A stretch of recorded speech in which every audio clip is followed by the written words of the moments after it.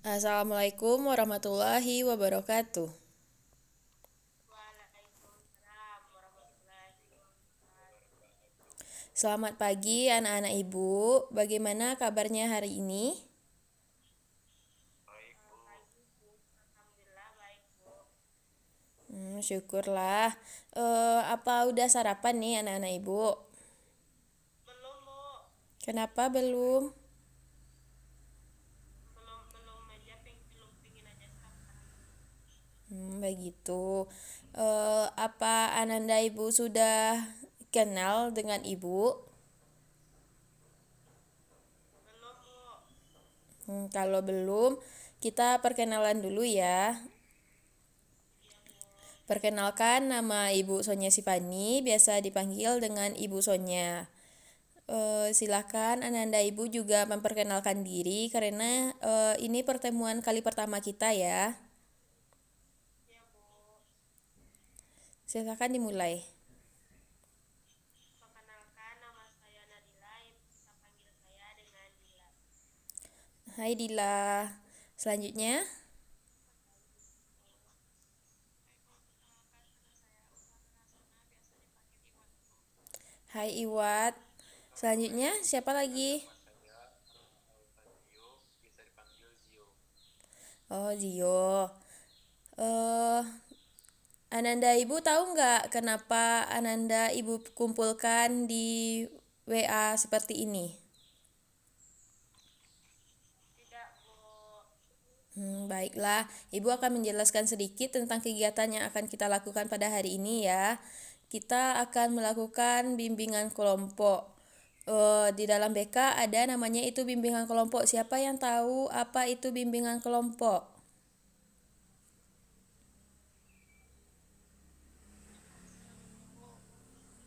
Dila tahu Dila? Ya, bimbingan yang dilakukan secara berkelompok Bu.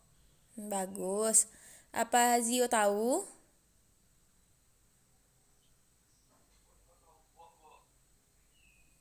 Suara Zio jauh ya. Lagi ngapain Zio nih? Viola berkelompok.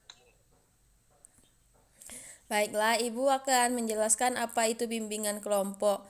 Bimbingan kelompok adalah suatu kegiatan yang dilakukan oleh 6 sampai 12 orang yang dikepalai oleh seorang pemimpin kelompok yang membahas masalah yang baru atau hangat-hangatnya. Sampai sini Ananda Ibu paham? Paham Bu. Selanjutnya yaitu tujuan bimbingan kelompok. Siapa yang tahu tujuan bimbingan kelompok?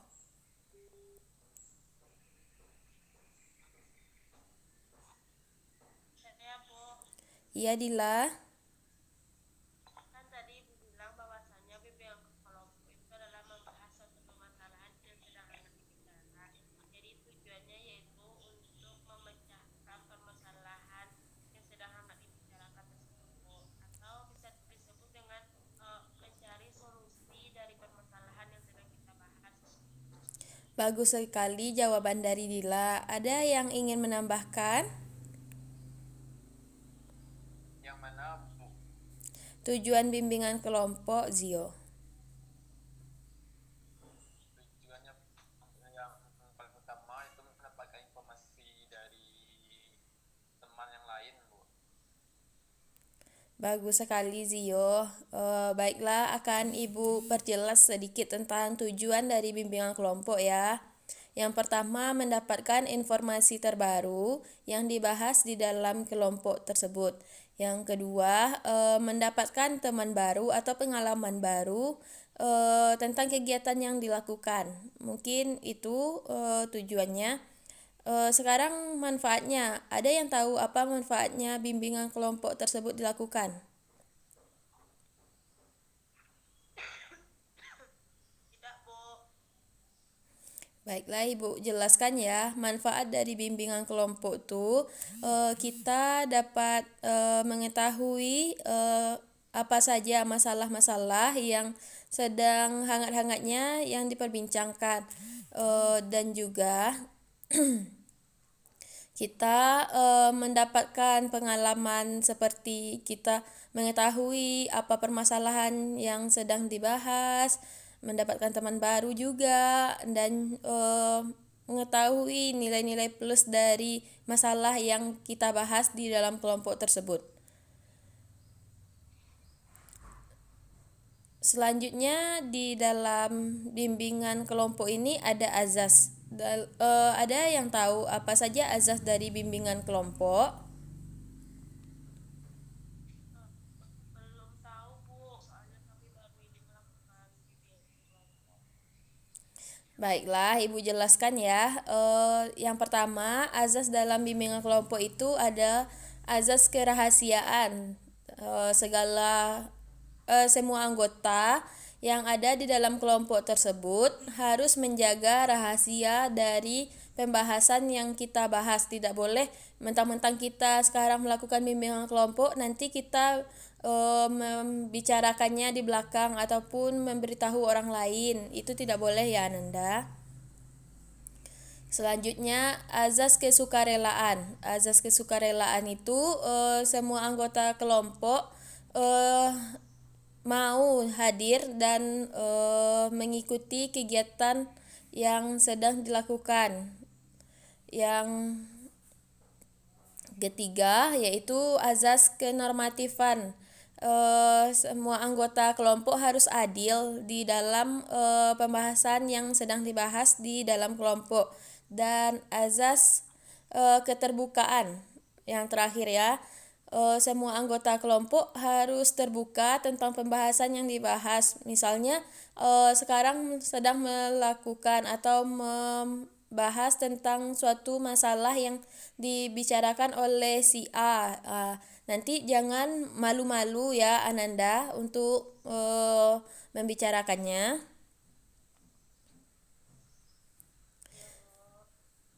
Selanjutnya ada itu namanya janji konselor. Ananda Ibu harus berjanji tentang kerahasiaan yang ada di dalam bimbingan kelompok ini ya. Nanti Ibu akan membacakan dan nanti diiringi dengan nama Ananda ya.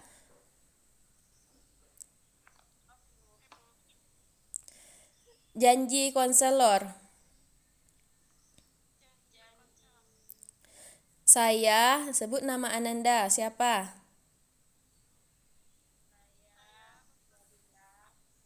Dengan ini menyatakan sanggup dan bersedia menerima, menyimpan, menjaga, dan merahasiakan segala bentuk data Dan merahasiakan segala bentuk data yang data atau keterangan yang saya dapat dari klien saya, yang saya dapat peroleh dari klien saya, yaitu data atau keterangan yaitu data keterangan yang tidak layak atau tidak patut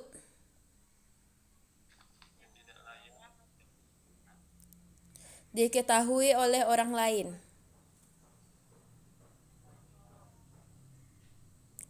Dengan pembacaan janji konselor tadi, maka Ananda semua telah berjanji di dalam hati Ananda tidak akan membahas permasalahan yang kita bahas di dalam bimbingan kelompok ini di luar dari kegiatan bimbingan kelompoknya ya. ya Bu. Baiklah, selanjutnya ada di dalam bimbingan kelompok itu dua topik. Yang pertama ada topik tugas dan ada topik bebas. Siapa yang tahu apa itu topik tugas?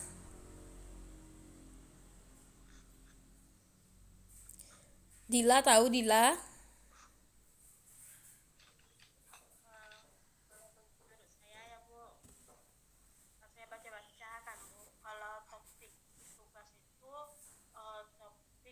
diberikan oleh pemimpin kelompok atau konselor. Sedangkan topik bebas itu topik yang disampaikan oleh anggota kelompoknya. Nah, terus topiknya tuh dari sesama anggota tidak boleh sama, Bu. Bagus sekali, Nadila. Zio tahu nggak Zio? Topik tugas tahunya Bu. Apa itu Zio? Topiknya tuh ditentukan Bu. Bagus. Sekarang Ibu jelaskan ya tentang topik yang ada di dalam bimbingan kelompok. Yang pertama yaitu topik tugas. Topik tugas ini adalah topik yang diberikan langsung oleh pemimpin kelompok yang akan dibahas di dalam kegiatan bimbingan kelompok itu. Yang kedua yaitu topik bebas. Topik bebas itu nanti Ananda Ibu akan memberikan satu topik yang tidak boleh sama dengan teman-temannya, dan nanti Ananda semua harus memberikan satu persetujuan topik siapakah yang akan dibahas di dalam bimbingan kelompok pada saat itu. Sampai di sini Ananda Ibu paham? Paham, Bu. Pada pertemuan kali ini kita akan membahas tentang topik tugas dulu ya, Ananda. Ya, Bu. Baiklah, topik tugas yang akan kita bahas pada hari ini yaitu tentang krisis moral. Siapa yang tahu apa itu krisis moral?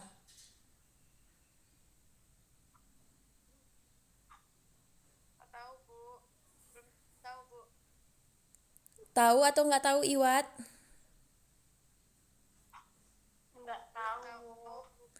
Oh, baiklah. Jika Ananda Ibu tidak tahu, Ibu akan menjelaskan apa itu krisis moral. Krisis moral adalah hilangnya etika ataupun seseorang yang tidak beretika di dalam kehidupan sehari-harinya. Misalnya, kalau dia berbicara kepada orang yang lebih besar, dia tidak menghargai orang tersebut. Adapun penyebab dari krisis moral tersebut yang pertama yaitu lingkungan yang tidak sehat. Siapa yang tahu di sini apa itu lingkungan yang tidak sehat? Saya izin, Bu. Iya, Dila. Menurut saya kan, Bu, kalau lingkungan yang tidak sehat itu seperti misalkan di lingkungan dekat kan sama dengan tetangganya kan, Bu. Tetangganya itu misalkan ada keluarganya yang misalkan yang broken home, terus ada yang kayak pencuri gitu kan, Bu. Nah, jadi kan di sana nanti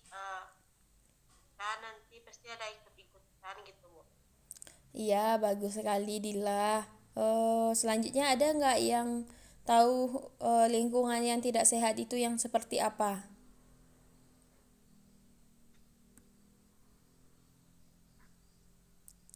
Jika tidak ada, Ibu lanjut ya. Ya, Bu. Sepertinya Alfazio terkendala jaringan ya. Ya, Bu. Selanjutnya kita membahas tentang penyebab dari krisis moral yang kedua yaitu kecanduan gadget ataupun kecanduan internet yang berdampak kepada krisis moral. Apa itu? Siapa yang tahu?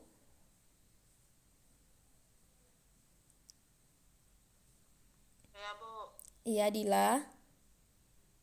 Kalau menurut saya kecanduan gadget itu kan apalagi zaman sekarang ya, Bu, ya kan kita pada masa pandemi pasti apa-apa itu secara online gitu, Bu. Jadi kita sudah terbiasa. Jadi dengan kebiasaan itu tentu menimbulkan dampak buruk. Jadi kita rasa sopan santun kita terhadap orang tua, orang yang lebih tua dari kita itu juga berkurang, Bu, karena kita lebih asik, lebih mengutamakan gadget kita daripada kita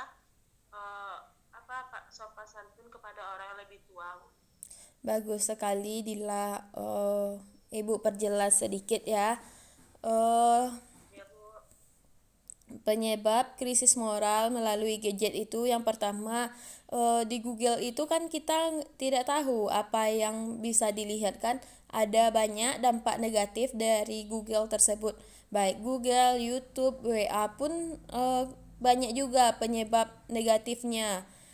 eh Misalnya kita nggak pandai-pandai dalam menggunakan gadget, maka banyak sekali dampak yang ditimbulkan oleh gadget tersebut dan tidak sedikit juga dampak positif yang akan kita terima. Jadi kita harus pandai-pandai ya dalam memilah atau memilih suatu yang ada di gadget tersebut. Sampai di sini Ananda Ibu paham? Paham Bu. Siapa yang dapat menyimpulkan dari materi yang kita bahas pada hari ini? Ibu saja langsung simpulkan Bu. Baiklah, Ibu simpulkan ya.